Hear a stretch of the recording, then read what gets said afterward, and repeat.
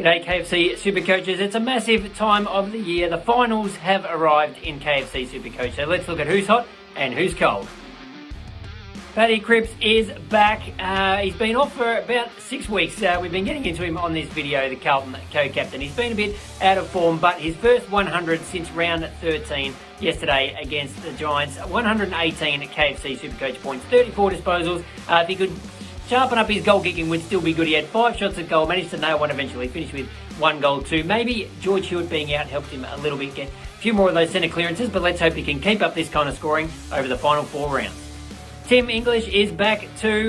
He had a bit of concussion, took him a little while to warm up. He was pretty terrible last week, but 122 KFC SuperCoach points against the Demons. Amazing game in the grand final rematch, and he was fantastic. Kicked 2 goals, 20 disposals, 10 marks. So those are the kind of numbers we were seeing early in the season when he was putting up those massive scores. So I think Tim English is going to be a great player to have in your team over the KFC SuperCoach finals.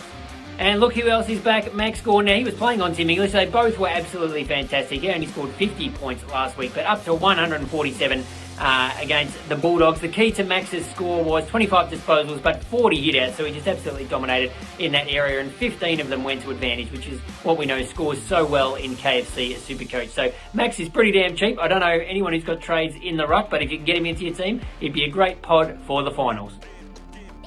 Who was cold in round 19. Josh Dunkley, another poor score. This is becoming a bit of an issue. He's been the most popular and one of the most highest scoring forwards for the season for us in KFC SuperCoach, but he's now had 3 scores in a row under 80, just the 67 on the weekend. He had 24 disposals, which isn't too bad, but 7 turnovers. He had 1 nice shot at goal, which he sprayed.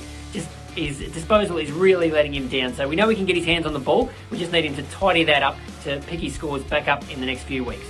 We've been looking at Patrick Dangerfield as a possible cheap trade in the last couple of weeks. We know he's got an amazing record in KFC SuperCoach, but on the weekend against the Power had his lowest score of his entire career, considering playing full games. Only the 24 points, 11 disposals at just 46% disposal efficiency. He probably could have had 1 extra goal. I'm not sure what happened there with the review. They decided not to do it, but he could have earned a couple more points there. But obviously extremely low score by Paddy Dangerfield. His price went down again, and he's now close to 400k. Just unbelievably cheap. If you could afford to get him and just stick him on the bench as a backup, could be a handy player to bring on. You'd think he's going to have a decent score in him before the end of the season. Certainly, I wouldn't be expecting numbers like that again.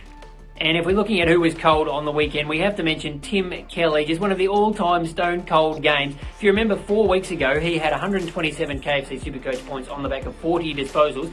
On Sunday night against the Saints, he had only 4 touches for the entire game. 2 kicks and 2 handballs. At least 3 out of the 4 hit the target, but he gave away 3 free kicks. Only the 11 KFC SuperCoach points, and that was a result of a fantastic tag from Marcus Windhager of the Saints. So maybe keep an eye out on who St Kilda plays in the last 4 rounds and who Brett Ratton might send him to.